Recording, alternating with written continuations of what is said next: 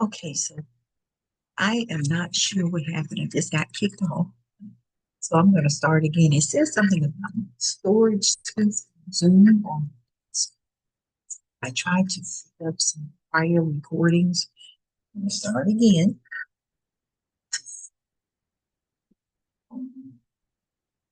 So what I wanted to talk to you about is making sure that you understood the standard of practice for abstracting.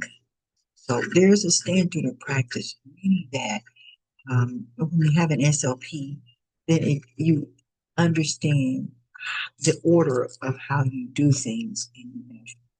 So I'm going to take a look at the practice of an abstract, and we're also going to go for two. So the very first thing that you do in terms of the standard of practice is you want to be able to sign up with clients, vendor-client relationship. I want you to understand this course,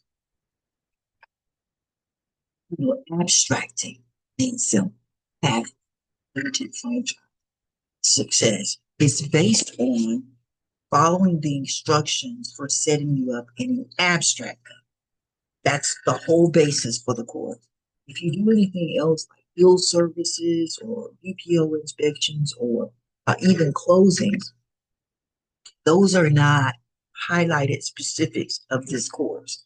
Of course, you have to be successful at swiftly being able to start generating revenue in abstract. Anything else is considered a supplemental income to this course. Abstract. I have this glove on because I'm going to have to take a medication. Gloves, so I have the glove on so that I won't waste the glove because I put the glove on before I started recording and then I hit the record button, so I can't stop in the middle of the course to take it. Oh, I have it on, so I won't waste it, and so I can medication with. Pay attention to the glove on my right hand. So anyway, I want to make sure that you are that all of you interested in the abstract because if you're not interested in the abstract, this limited franchise won't work for you. But it's designed to have you up and running in at least 6 months income and your vendor client relation. But it can only work if you actually follow the instructions regarding the abstract. Your first thing in standard of practice for an abstracting company, you want to obtain clients, and that's a cycle that you. So we've given you a list of well, most of you should have a list of clients, potential clients for abstract. If you don't have your list of potential clients for abstract, let me know so that I can give that to you right away because you only have like 6 months to be able to, this prepares you for 6 months of training, understanding how to conduct abstracts and the standard of practice for running an abstracting company. You have 6 months for that. During that 6 months, you want to sign up with your clients, become a viable vendor with them. And we're going to show you the cycle of always doing that. And you'll always be doing that. Every 90 days, you want to be applying for new vendor client relations, how you grow your entity and you're able to hire people. So, first thing, take that list that we've given you. In the list is going to have the client's name. It will have the phone number to the abstracting department and the email address for that particular department. Most times you email them and you ask for a vendor abstracting vendor application. Sometimes we'll send you a link where you click the link and you go in there and it's going to ask you, okay, well, who are you? What's your email address? And do you want to sign up for our vendor network?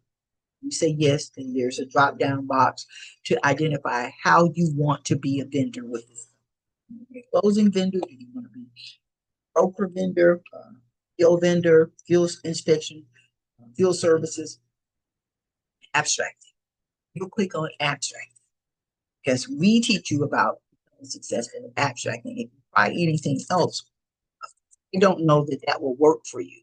I do know that what we teach, wrote the book about abstracting made simple, limited pathway to franchising is based on the standard of practice that I'm going over.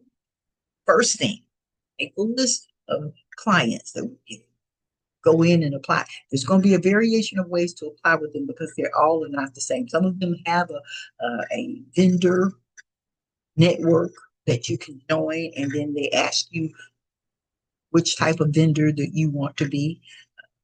You can state abstract. Then they'll send you, and it's also a way for you to email them, put a message in there in the comments. You know, how do I become an abstract or vendor with your company? Can you please send me a vendor abstracting? I say abstract vendor applications. I say abstracting vendor application to become a part of it. Do that. Now, I want you to make sure that you apply with ServiceNet. There is an individual that you want to apply with there. You're going to use your company name, your company. This, you can also use Wilma's company, Wilma Dixon's company. And if you don't have her company name, we'll get it for you. Professional land title. We'll get all that information for you. Use her company as a reference. Will help you get approved with that particular company because they send out quite a bit of orders, abstracting orders. So we've stated to you before, we'll help you with your abstract. You will have to pay us a portion of your revenue that comes in from the abstracts. Do those for you. Those take time to do. Time is costly. So, and well, it depends on who you are. Some of you are very good at doing abstract. We've been doing abstract for our company to help us out, doing abstract for some of the abstracting companies in our network, you know, doing that pro bono. It wasn't pro bono, it was part of training. So you now know how to. Some of you have logged at least 25 different abstracts that you've done on your own, not to mention the several that you did when you were doing the basics in terms of training. So you're good at doing your abstracts. You understand how to do them. You probably won't need any help in your allocate. You do. We're here available to help you. There's a fee involved. And I keep saying that because I want to make sure the record shows that, because people get confused and they think that we're doing their abstracts for free. That's not how we are. Okay. So you're applying with the list of vendor clients that we've given you for an abstract or vendor. And so some of them will give you an opportunity to, like I said, the comment will be, please send me an abstract to vendor application. When you get it, they're going to be asking you about your history, about your experience. Now, anytime you apply with a client, a vendor application, when they ask you about your experience, or if they ask you how many searches that you've done, you don't want to say none. That's not the way to secure a contract with a client. So what we'll do, 2 years is always good. You can use 2 years of experience, 2 to 5 years of experience. We have decades of experience. So if you use something like 2 to 5 years, that's realistic. You wouldn't want to use 10 years of experience because they're going to see in your conversation you don't have the experience that you need. You can't reach back to our company for experience. And you may not want to do that anyway, because I tell you what, this is a highly competitive business. And there are some clients that we have worked for and that we still work for. And sometimes they think that we're trying to get more allocations than we're trying to get more business from somebody else. So if you use our name, they were like, they're already doing business with us. No, we can't give you a vendor client relationship. We already have given you one, as if we're trying to corner the market on different areas. So you have a list of companies that you use for references on your application. Our company wouldn't be listed as one because we don't want them to think that that you're a part of our company, and that, so we have an application, a relationship, we cover a certain area, right? You don't want them to think that now we're trying to break into them. So, that makes sense.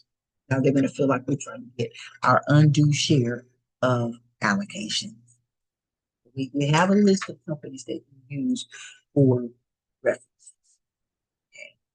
So 2 to 5 years of experience is good experience. They ask you about how many abstracts do you do in a month. Well, we do a reduced amount of abstracts. So we might do up to 35 abstracts. We're capable of handling up to 35 abstracts. That's because we have staff members and contract labor that helps us. We also have a system, a computer system, a software that helps us with a lot of labor. So we can do up to 35. So you can say, up to 15 abstracts a day. Truly, when you're starting out, you'll probably be able to complete 4 within an 8-hour period. We'll be here to help you to complete all of them because you have 50 most clients. You've got 24 hours to complete that report. Okay. Average price is $65 a search plus copies. So you make maybe $80 to $85 per search sitting at your desk. Do in the beginning, you can do at least 4 of those. As time goes by, you'll be able to do up to 10 a day. And if you get really good, you can do probably 10, 15, 20, one person. But as you hire people, remember I told you, there are some days when we get a contract, but we've got staff members and contract labor that can help us, that can assist us. Okay, so, and some of them will give you more than enough time to get them done. They may give you 72 hours to complete everything. The name of the game is accuracy and turn time. The more accurate you are in your report and the shorter time it takes you to get it done and submitted to them, the more orders they're going to send. Information is not accurate, or if it takes you too long to submit it, you're not going to get any more orders, and they will remove you from their list. So the very first standard practice, apply for abstracting vendor relationships with the clients that we've given you. Every data list of clients, we will give them to you. That's the first step. Second step is every 90 days, you're applying to other clients. We continually send you more prospects that you can use to apply for abstract your vendor client relationship. Then you go from every 90 days to every 6 months. And then you want to make sure that every 6 months, from here on out, as long as you exist, you're applying for more vendor client relationship. And the reason why you're doing that is because in this industry, things are always moving, mortgage industry. And so a lot of times clients have a certain amount of allocation that goes up and down. So they may be sending you a consistent 15 orders a day for 12 months. And all of a sudden, they may reduce that to 4 orders a day. You'll be wondering what happened. That's why you got to always have other clients, so you're not totally depending on just that one source of revenue. And sometimes when you get too many orders at one time, it's okay to say to a client, I'm not going to be able to return this to you in a timely manner. Can you assign this to another vendor to prevent delaying the report?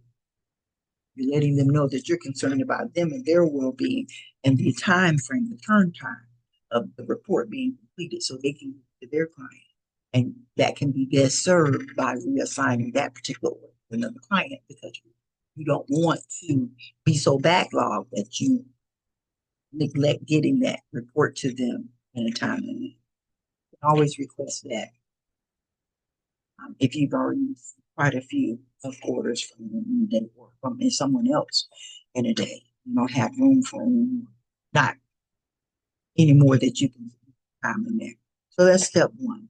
Then the next step is, after you have applied, you want to follow up with a phone call. Moments after you've submitted that application, you want to be calling to find out who the person is that you need to speak to in reference to an abstract vendor-client relationship. Who's that person that I need to talk to? If you talk to somebody and they say somebody's going to call you back, well, who are you? You need to make sure of all of that. Get all of that, have all those notes, because if you haven't heard from somebody, the next day you need to follow up with it. You keep following up until you get the vendor client application. Get the vendor client application, you fill it out, and you submit your supporting docs. Your supporting docs would be your E&O insurance. That's mainly what they do. Your E&O. Get that. And once you've submitted that to them, then what happens is you can reach out to them to find out how long it takes for you to be added to their list. And you always want to add as much coverage as you. So if you're in a state, let's say you're in Illinois. Okay, so you're going to cover Illinois, but if you can cover Illinois in a neighboring state, that's good, because the more coverage, the more allocation. Maybe you are in Georgia and you can cover Georgia and Florida and Tennessee. That gives you more coverage. Maybe you're in Alabama, you can cover Alabama, Mississippi, and Tennessee and Georgia. That's good. That gives you a large range of the region that you can cover. Maybe you're in Alabama, but you have got some connection in Illinois as well, and so you can cover Alabama and Illinois. You want to apply for more than one state and definitely more than one county. If you're going to cover a state, cover all the counties in the state if possible.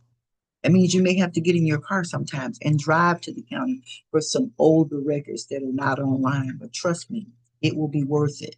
There are going to be times when you got to order and you're only going to make $85 for it, and you got to drive 2 hours to get to the courthouse to get it done. But it's worth it to hold the account from somebody that's sending you several thousands of dollars worth of orders per month. The idea is to maintain the vendor-client relationship. Okay, so now that you've gotten that, then the next thing that you do, once you've gotten approved, you want to know that as soon as you get an order, you take that order and you enter it into your AR. Remember, we talked about your accounts receivable. Take that order and enter it into your AR. I'm going to pull up a copy of the AR just to remind you what that looks like. You're going to put that order in your AR, and every time you get an order, you need to add that to your list of AR. Very important, because that's you keeping up with your inventory. That's you keeping up with your production. Pretty much the best way to keep up with your production is to always make sure that you add that order as soon as you get it. So I'm going to share my screen really quick. You've seen this document. This is the first thing that you do when you receive it. Thing that you do when you receive it. See my screen.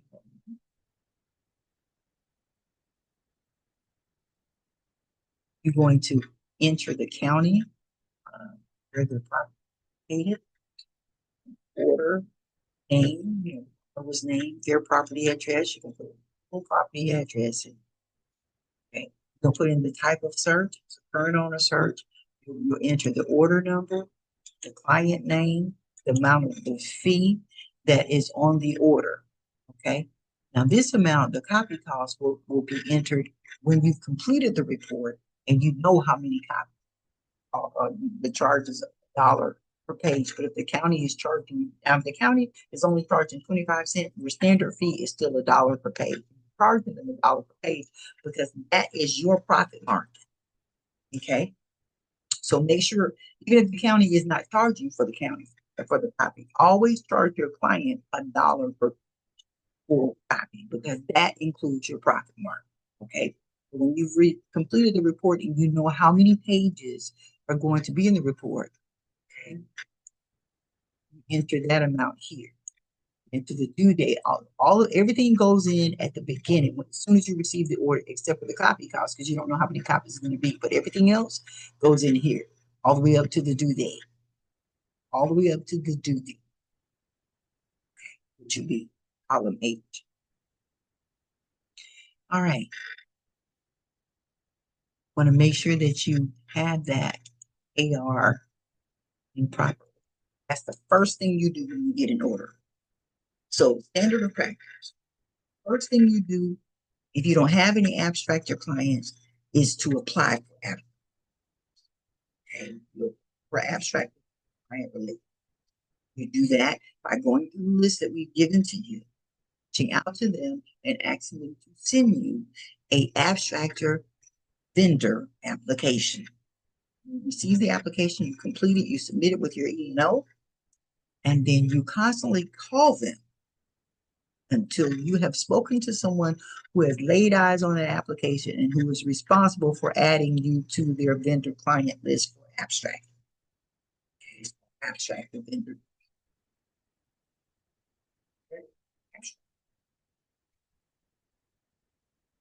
All right, next thing is with your standard practice, get to a point to where every 6 months you are applying for a new vendor client relationship. Make sure that you're going to always have clientele and product coming in. When you receive an order from the client, the very first thing you do is you add it to your AR report. You want to log it in by adding it to your AR report. You save a copy to your computer. And then after that, the next step, log it into AR, you've saved it to your computer. You're going to go to the tax assessment site for that particular county. So let's say it's in Clark County. You're going to go to the Clark County tax assessors, and then you're going to pull up that property. You want to follow along with me.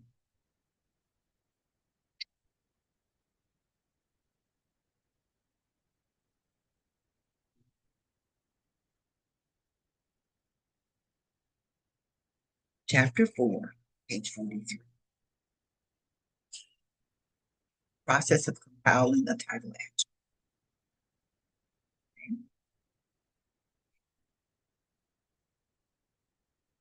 So the first thing you're going to do is you're going to go to the tax assessor's office. Look on page 44. It has it there. Order received. You enter it into the AR, and then you check the tax assessment office. So it's going to look like this. Page 44. It's just your standard of practice, and it's giving you your procedure you do and your process abstract. You got it in, you entered it into your AR. Now you're going to go and check the tax assessment record for the value of the property, the tax information, a brief legal description that's there, any kind of map reference that's there, like plat book and page, and then you're going to be getting also the deed record. Then from there, you go to the Clerk of Superior Court or the Register of Deeds, the office where the mortgages and deeds are recorded for that particular county. If you're in Clark County, you're going to be going to the Judge of Probate office because that's where the mortgages and deeds are recorded. If you're in Georgia, you're going to be going to the Clerk of Superior Court office online. So you would go to, let's see, Fulton County, Georgia. Fulton County, Georgia, Clerk of Superior Court. Okay. And some of these sites have a membership that you have to join. You join that membership, like in Georgia, they have the Georgia Authority, and it's throughout the state of Georgia. So once you join and you pay your membership dues each month, you're able to access the records from all the different counties throughout the state of Georgia. Florida has one for several of their counties as well. You can go in there, research. Tennessee has one, titlesearchers.com. And then there's another one in addition to Title Searchers. You join as a member, you add money to your account and you can see certain documents. So, a lot of the counties are not necessarily, you don't have to have that, like Dixon County. You don't need that. They have their own membership. Then some of the counties, you don't have to pay anything in order to be able to view their records. It's an easy process. They bill you for it. In Alabama, Morgan County, and places like that, Clark County, you can go online and you can research that information. And then you just pay for your copies. So there are a lot of probate websites in Alabama where you just pay for your copy. That's it. All right. So whatever county that property is in, whatever state it's in, you're going to enter that. Hennepin County, Minnesota, tax assessor's office. Hennepin County, Minnesota, register of deeds office. Yeah. Then after you've done that, you got into that register of deeds office, you're going to enter that person's name.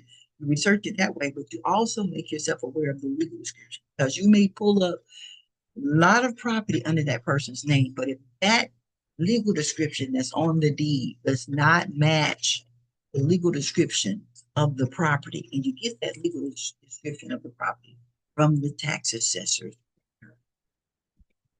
going to be on the property record. All right, so let me give you a general idea of look on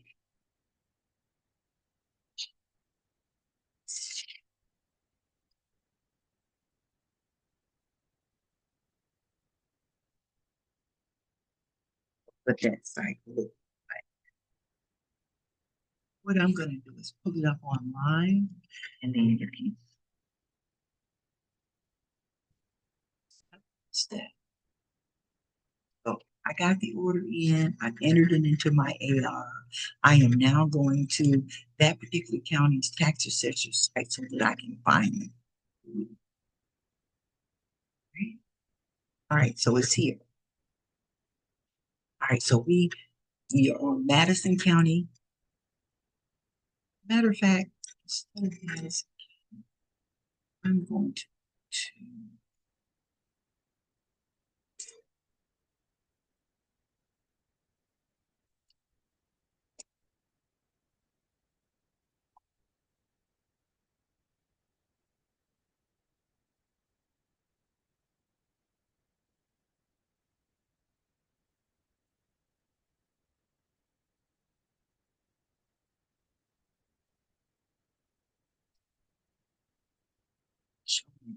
Um,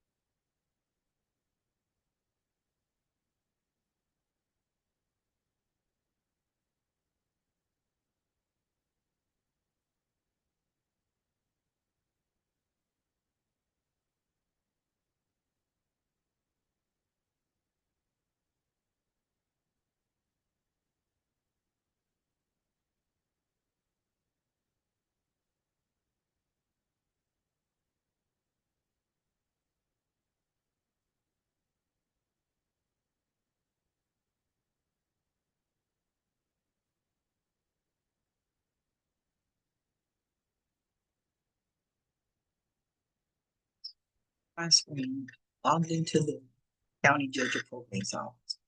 We're going to assume that I've already gone to the tax assessor's office. I've already gotten the property with the information on it that tells us the name of the owner. Look it up by the owner's name. Most of the time on the order, you're going to have a parcel number that's on there, right? Now we're searching the name.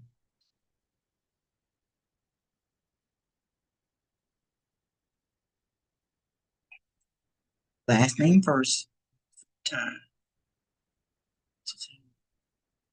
First. So see here.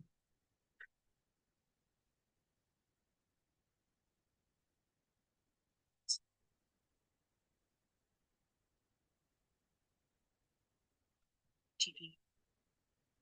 That's I just pulled it.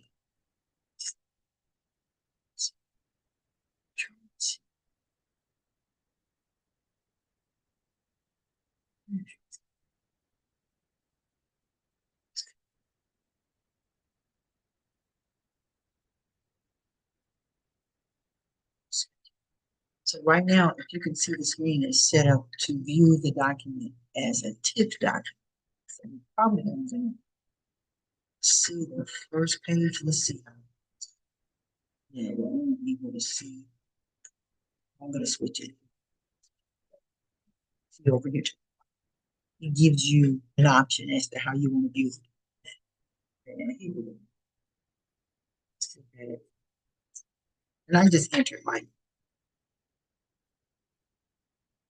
You can see here that there is.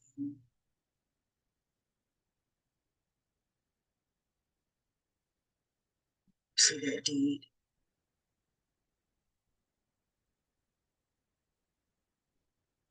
Showing that Derek, Matthew, Wade.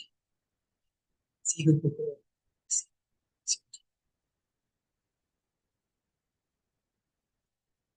This is the deed for the property. It shows that it's two, and it was 2.9 acres.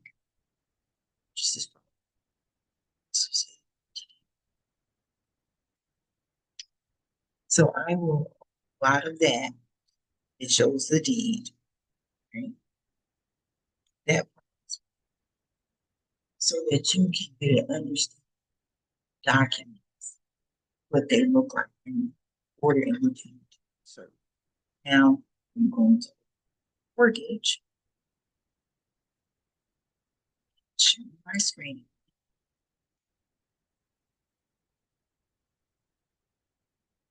Right now, sometimes there will be multiple mortgages. It may not just be one mortgage. It may be several mortgages.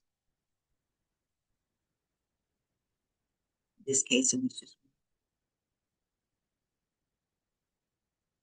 one mortgage, amount of 160,000. What I want to call your attention to is this legal description. This legal description here, you need to check it. You need to go line by line to confirm that the legal description on the tax assessor site. Now, the tax assessor site is abbreviating, but it's also in some cases will give a deed page reference. Not always. That's why you want to know how to read the legal description. Not always going to give a deed. So when you enter the person's name, last name first in the computer index records room, whatever documents come up, you want to open the documents and look at them and make sure that the legal description is the same description that's on the deed of the property that you are searching. It's not enough to have the property address. You have to have the legal description. Look at this. You'll see the property address right there, 679 Crisco Circle, Union Grove, Alabama. Yes, but that is not a legal description. So what's binding is this legal description. If you notice, I said that the property, the amount of acreage on the deed was 2.29 acres, more or less. And on this mortgage is 2.29 acres, more or less. But you don't start there. You read the description, find it, the section, township, and range. You look at what part of that property is in. It's going to give you cardinal calls here, commencing at the southwest corner of the northeast quarter of the southeast quarter of said section 35. You see that? Said point being a half-inch rebar found thence south 89 degrees, 27 minutes, and 5 seconds east, 509.21 feet to a railroad spike. You want to make sure you read it carefully because you got to make sure that you're researching the right property. And the way that you do that is through the legal description, making sure that the legal description on the deed correlates with the legal description on the mortgage and any other liens and judgments that are going to be on them. Okay. So that's just to give you a general idea. But you wouldn't just search for mortgages and deeds. You're going to search for any judgments that are there.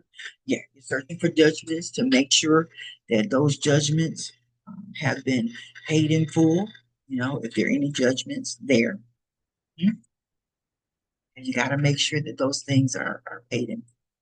So you search everything that comes up under that name. So let me show you something else. Uh, my screen again. Looking at the index.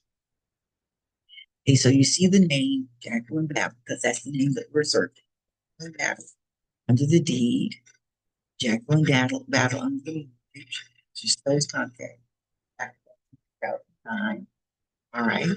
And then you see here, this deed is the same thing. Anyway, then you see here a deed, a tax state of Alabama.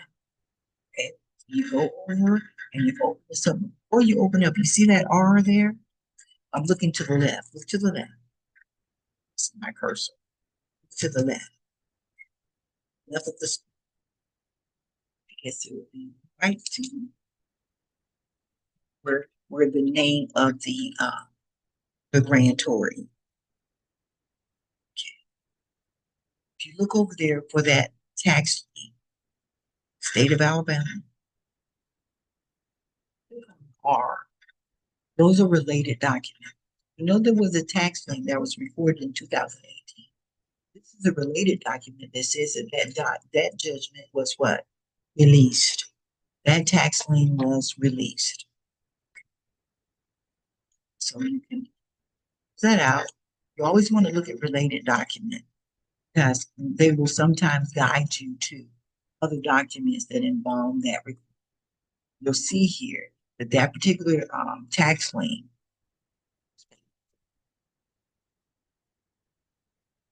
reported as released.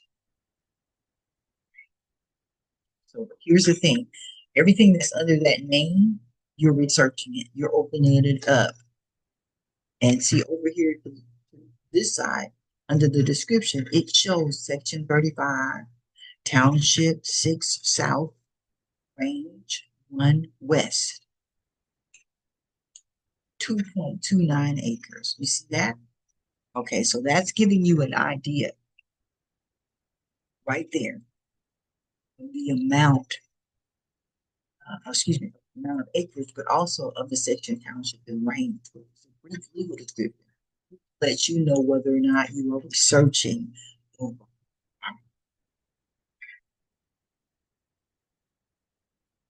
That information is key to because legal descriptions are a large part, very large part of understanding the title work. Don't understand, don't know whether or not you're researching right property. So it's important to you to take a look at the legal description. It's matching. It's matching everything that's going to be necessary for you to identify. That's real. Really. See, I'm going to see if I can find there. I'm going to open this up. Because as we have talked about, I want to make sure that you understand how to recognize.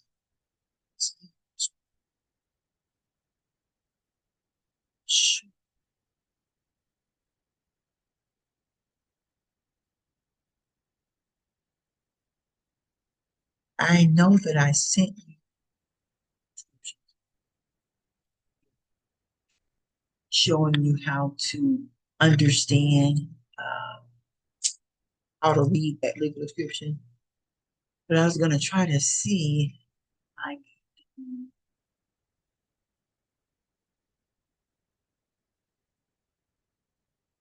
I'm going to explain to you.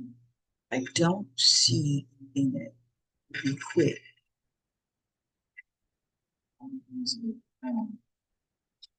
But if you want to understand about legal description, you've got legal descriptions and subdivisions that are going to be lot and block numbers, but then you've got legal descriptions that are not in subdivisions, and they're called meets and bounds the scripture.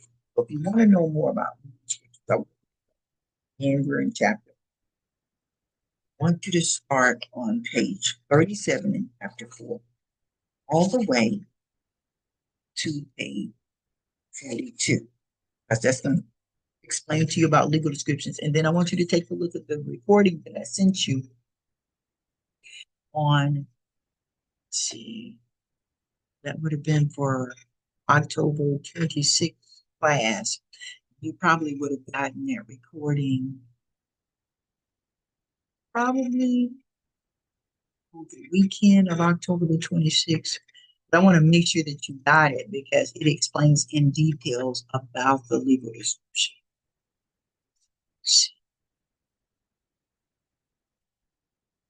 It's only 15. Just in details, and it explains all of this that's in the book. So I'm going to switch gears now, show you this video regarding how you break down that abstract. I know we've talked about it before, but this is the way to get you to very lucrative financial. Okay? Very lucrative. So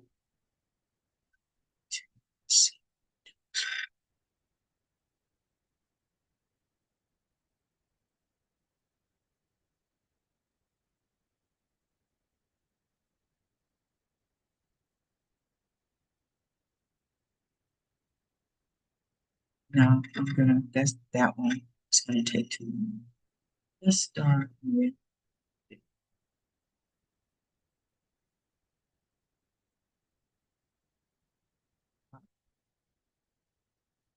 now let me share my screen with you. Before you hear these terms, they're beneficial.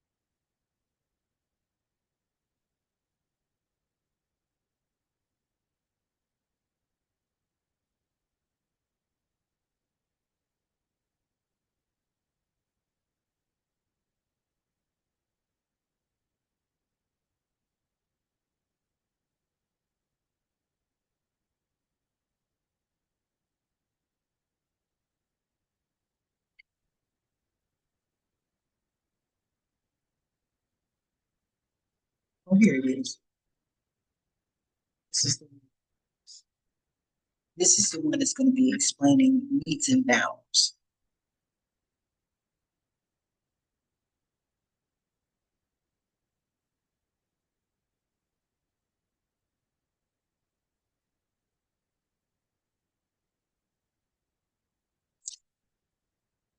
This is still in chapter 4.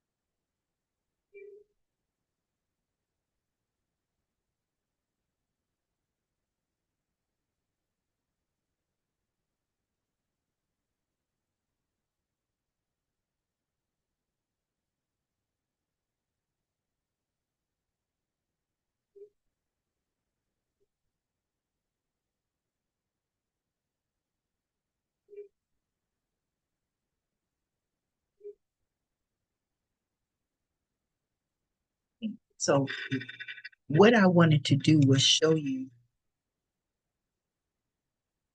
an illustration of meets and bounds description. Now, I've already sent you the recording step by step explaining to you about the parcel grid. All of this is in fact, and about meets and bounds versus a description of a property that's on a plat map. If it's in a subdivision, there's going to be a plat map. If it's not in the subdivision, then it's going to be a survey. And the survey is described with meets and bounds, which is what I read to you earlier, giving the cardinal calls of how many feet to the north and to the west and all of that, giving you an idea. Remember, we talked about on that recording how that grid is based upon 4 different sections: southwest section and the northwest section. It's broken up into. We talked about that in our last report. I want to make sure that you go back and you visit that report so you understand meets and bounds. Now, the main thing that you is you won't be writing these. You don't have to compile them, compare them. You just have to compare them to make sure that the information, the legal on the deed, compares to the legal description that will be on all of the other documents that you are stating in your report encumber this. Okay. In order for you to prove that it encumbers this property, you have to know how to read the legal description. Okay, so I think that we've gone over quite a bit this evening. And I want to make sure that it's not too much, like it's not information over.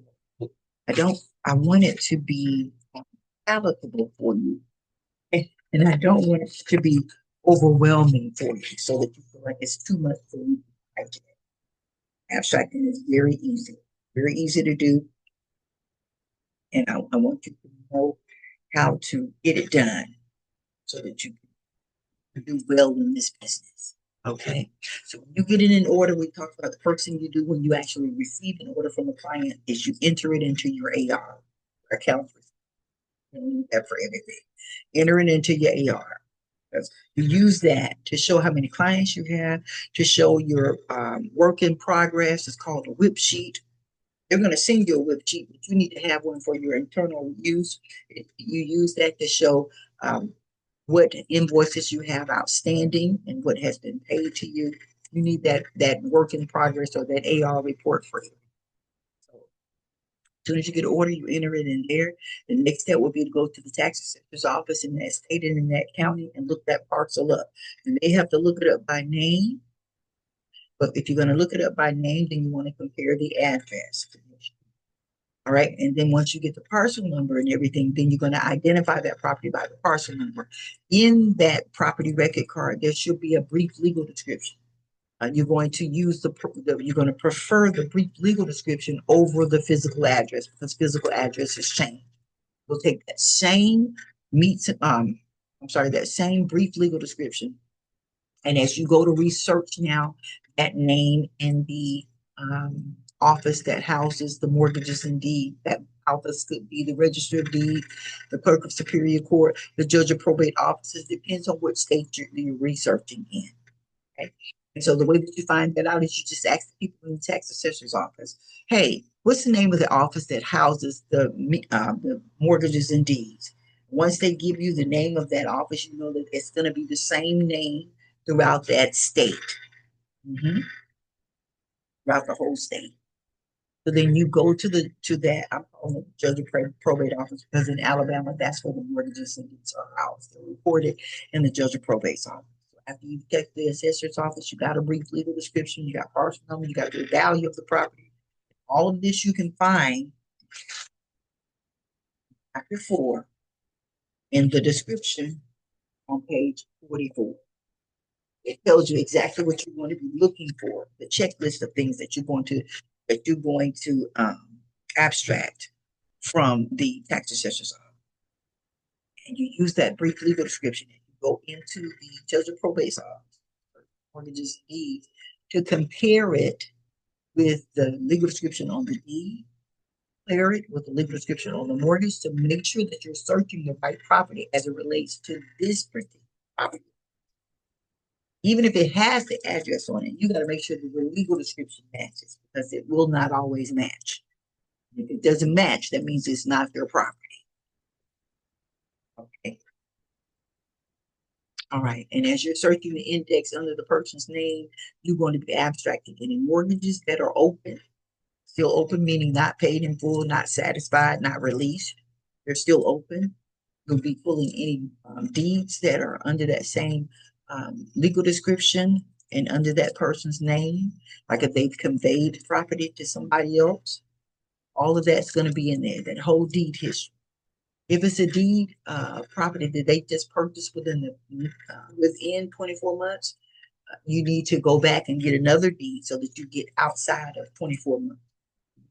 Have a deed that's outside of 24 months. If it's within 24 months, you get a copy of that deed, but then you've also got to go back, extending beyond 24 months to get a deed that extends beyond. Yeah. That's called a back change. Current deed, and then you go back 24 months. Back change. Well, they bought the property in 2023, or they bought the property. You're going to need to get an additional deed. They bought the property in 2022, you don't need an additional because that's more than 24 months. Right.